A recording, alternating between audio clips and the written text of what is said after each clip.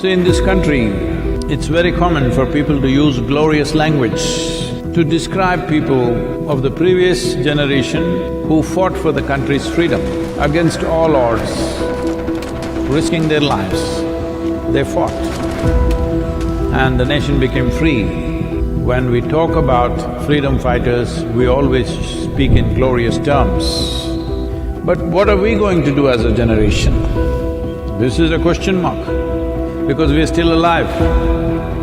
Now we have come with a challenge, an invisible enemy, an adversary that you cannot see, where after a few days, you start arguing with yourself.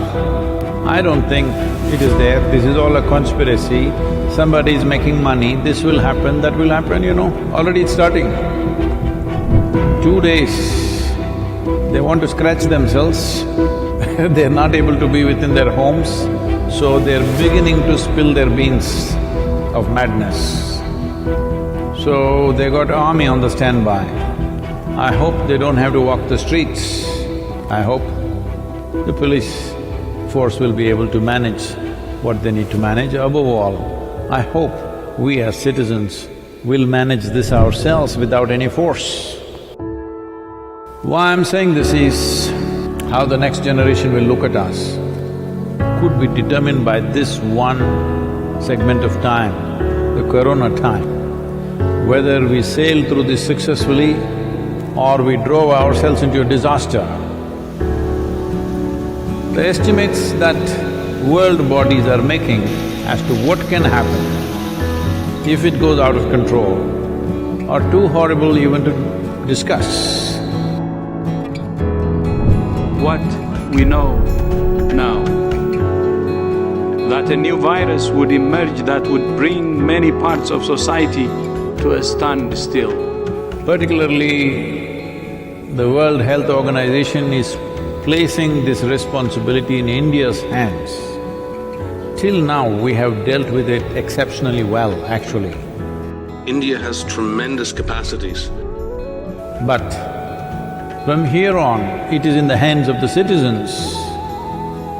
Administration is doing whatever it is doing, making financial packages, fiscal changes, but still without the cooperation of every human being who lives here, this will not work. As days go by, people could drive themselves into frustration. People could start understanding what a mess they are and they can't deal with that. When challenging time confront us, that is when who we are matters really. When everything is well, everybody is fantastic. When we say who we are, the fundamental question is just this: are we that kind of people who are always a part of the solution, or are we a part of the problem? This is all we have to decide. I have decided.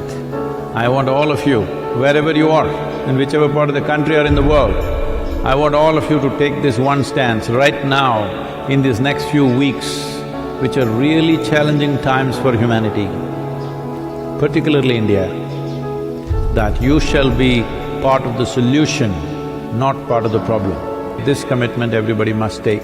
This is very, very important.